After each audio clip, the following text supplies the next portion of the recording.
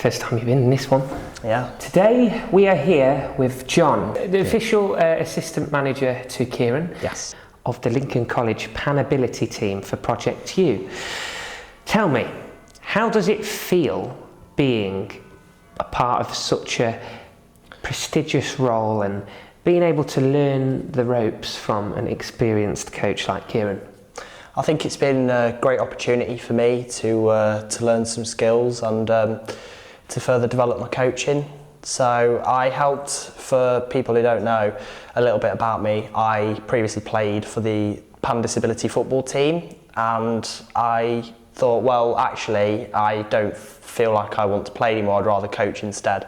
So I helped the former coach, Pete, with the Panability football team last year, and it was a great experience for me then because we got to the finals, national finals at St George's. And then this year, Pete left to take on a new role and Kieran came in, and Kieran's been great. He's carried on the fantastic work that Pete had started. In fact, I'd say he's probably gone a little bit further ahead of that. And again, national finals, St George's coming up, and the team recently went to Nottingham for another national tournament, which they came runners-up in. So, and this year we've had a lot of players from our team, because last year we had a lot of ESOL students who helped. We had our own players, of course, but we also had ESOL because we were low on numbers and we didn't really have enough players who wanted to play. But this year the whole group's involved and it's been fantastic. Absolutely, John. That's really, really cool. So yes, you speak about gaining experience. So you was originally a player. So when you are a player for Lincoln College, how does it feel to put on that shirt? And because I assume that it's a great experience, especially when you're someone that may not be as confident at playing football. Yeah, I think as well, for me, I've always struggled with confidence and a lack of self-belief and not believing in my abilities. So for me to put on the jersey when I played for the college football team, it was a big honour for me, and it might not have been something that I wanted to do at the time. And looking back on it though, I think it probably has helped me a little bit of my confidence and my belief, because I've been able to step into a role that I enjoy personally. I personally enjoy coaching more than I would enjoy playing it, to be honest, sometimes. I have a competitive streak, and I think being a coach, you have to be a bit grounded. So it's nice to be competitive, but also as well, I think this has been good for me. And as well, every time that I, help Kieran out, I stand on the sidelines with him. I'm learning from him, learning his techniques and how he coaches, because I've noticed there's a difference between the way the team's previously been coached to the way the team's being coached now, and it's a lot more in-depth. And that's not to be disrespectful to any of the previous coaches that were here working with the team, but I think this coach, Kieran, I think he's really switched on. And I think asked me if it was a privilege for me to be putting on the jersey, playing for the team. I think it's been just as much a greater privilege perhaps for me to be on the side and learning from somebody who's got the experience like Kieran has. Absolutely, really, really, inspirational stuff there, John.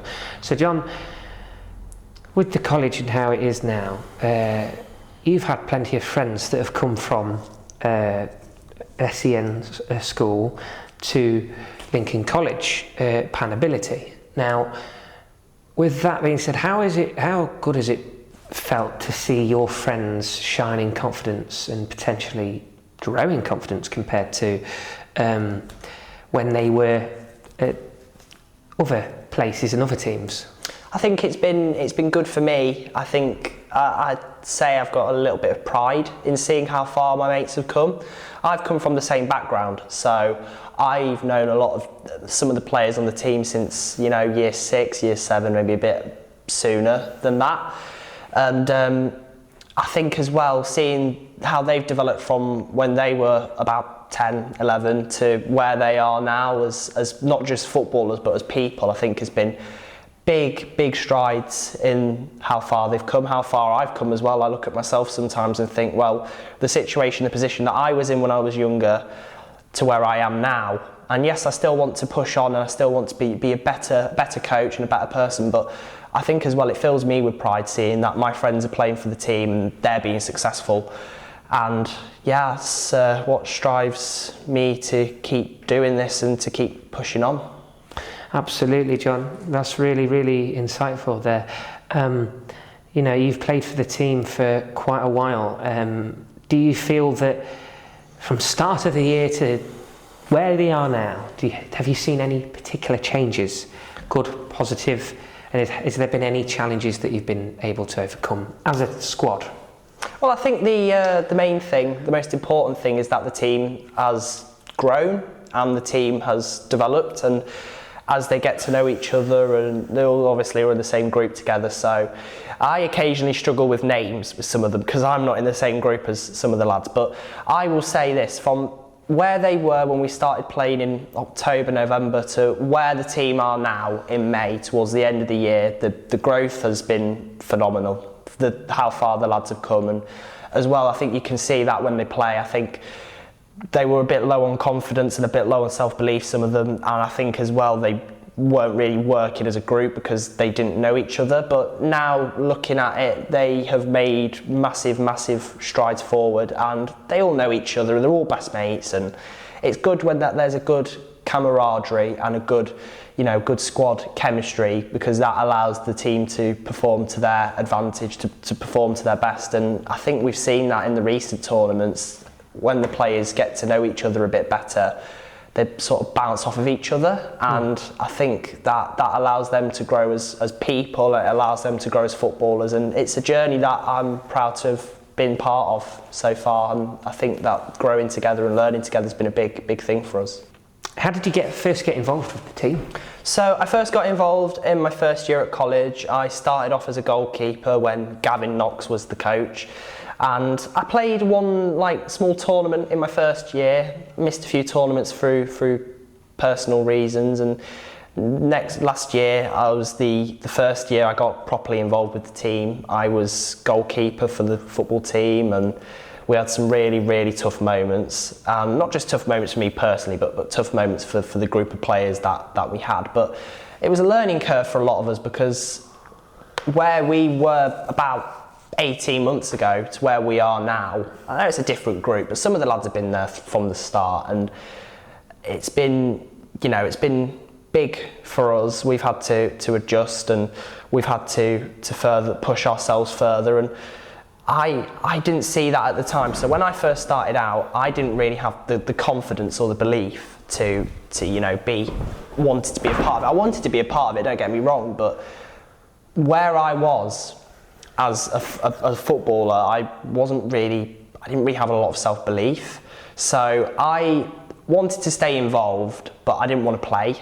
So I quit the playing side of it. I moved from the playing side to sort of, not really work experience, but help Pete out with the coaching and, learn a little bit from him, which I did. Last year we got to St George's, second place there, only narrowly missing out on the gold medal.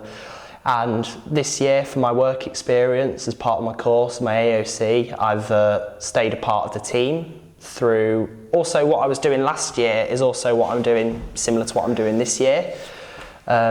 Still learning off the coaches and how they do things, and trying to learn from them. Of course. So my involvement has changed. Yes, over absolutely. the last couple of years, but I'm still happy to be just being involved in some capacity. Use one word to describe the spirit of Lincoln College. Fun spirit. Brilliant. What makes this team different to the others that you've played for? Maybe you've touched upon it already, but what makes it different? I think what's made this team different from the last teams is they gel as a group. The last few teams were brilliant individuals, but as characters they probably didn't really, I don't want to say they didn't trust each other, but I think it felt different because there was a lot of big personalities and a lot of players that were, maybe too good in some areas. And I think as well, when you've got a team full of big players with big egos. It's a bit like Real Madrid, the Galacticos, if I can use an example. But this group, what makes this group different is that we don't really have any big personalities, and everyone's mature, they're all grounded, and no one believes that they're better than what they really, no one believes that they're better than the other person, say. It's, I think the good thing about this group is that they are all friends as well, they all get along with each other. So I think as well, having that friendship, I know it sounds cheesy, but having the friendship as well, I think if you've got a good connection off the pitch, you're going to have a brilliant connection on the pitch. And I think we're seeing that this year, and we probably didn't quite see that the last couple of years because of personalities and people maybe not being friends off the pitch or on the pitch. What's your background? When did you start playing football? So I started getting into football from the age of 10, taking up an interest then, so a bit late, but I never was really involved in a club or any sort. So playing wasn't really for me, and over the years what I've wanted to do, I've always wanted to have some involvement in the sport, but what I've wanted to do within the sport always changes. So I wanted to be a player, and then I realised that wasn't quite possible, so then I wanted to become a referee, and then I had to think about the stick and the mental stuff and some of the criticism that referees get. And I know you get criticism in every aspect, but I think being a referee, it's really tough. So that's one thing that I think people were a little bit worried about me taking that step. So I moved away from that, and then I wanted to get into the coaching / physio sort of side of it, which I wasn't really set on doing one set thing. I wanted to see what I can do, and what I believe that I think I can, what I've got more chance of being successful in. I know it sounds silly, but I think coaching was always something that I probably liked the idea of, and I still do. So I think getting involved in coaching, has been a big thing for me, definitely. But no, I've been involved with being in the sport since a young age. Brilliant, yeah. Who's the joker of the team? Honestly, I won't really say there's a certain person who plays all the jokes. I think when you look at the team, like I said, there's no big personalities, there's no individuals, they're always a team, and I think even you can tell when they're joking about, one person will joke, and then there'll be another person and so on. So I don't think there's a certain joker within the team, but I think as well also they're all jokers in their own way, because they have such good humour, and they all get on with each other, and they all bounce off of each other a little bit with the positivity and the vibes. Yeah. How do you support each other when things get tough? Well, I think as well the good thing about this team is that no one lets their heads drop when things go wrong. They always, you can see it on the sidelines, whether it's me or Kieran or anyone, Alice the teacher. I think their words of encouragement are, I think that's what really helps to drive these players on, because if you've got someone on the sideline urging them on, saying, come on lads, it's not over yet, we've conceded a goal, but look, we've got plenty of time left in the game, I think that lifts them up. And then I think they also lift themselves up, because I think as well, as I've touched on with there not being any egos or personalities or anything like that, big personalities, big characters, I think they all want to work for each other, so they all want to lift each other up, and they all want to be part of, when things are going well, they all go well. Everyone, has fun, and when things are a bit tough, they all stick together. So I think it's important for them as well that they all lift each other up, and the teachers do a big part of it. I'm a big part of it. Kieran's a big part of it as a coach, and I think we all just help each other when things get difficult. Who's the most improved player in the team? I would say Channon, because Channon, when we first started out last year, was very low on confidence and self-belief, and I was as well, so I can relate to where he's from. But I struggled with my self-confidence and my belief in myself, and Channon did as well, for obviously for different reasons.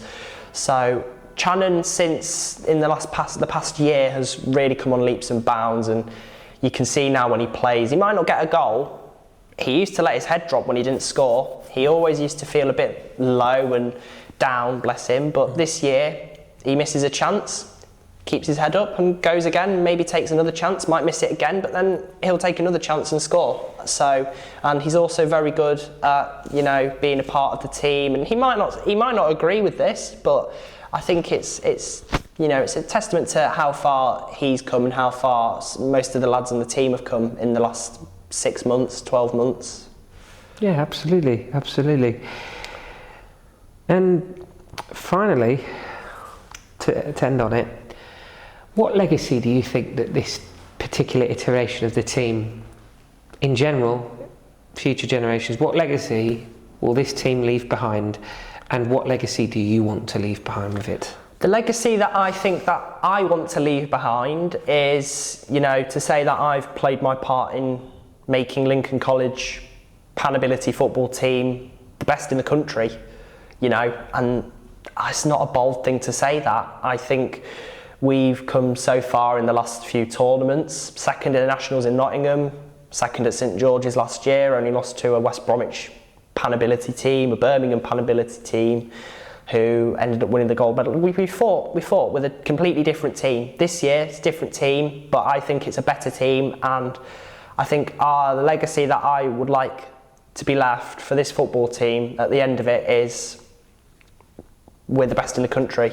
We can go out there and say we've been to national finals, we've been to national tournaments, and we've gone and got ourselves silver medals, gold medals. So I'd like the legacy that we can leave to be a successful legacy. Brilliant. Thank you very much, John. Thank you. Any final message before they go to St George's? Have fun, guys. Enjoy the occasion and just keep playing the way you're playing and smash it. And I have every belief that we will go and win the gold medal this year.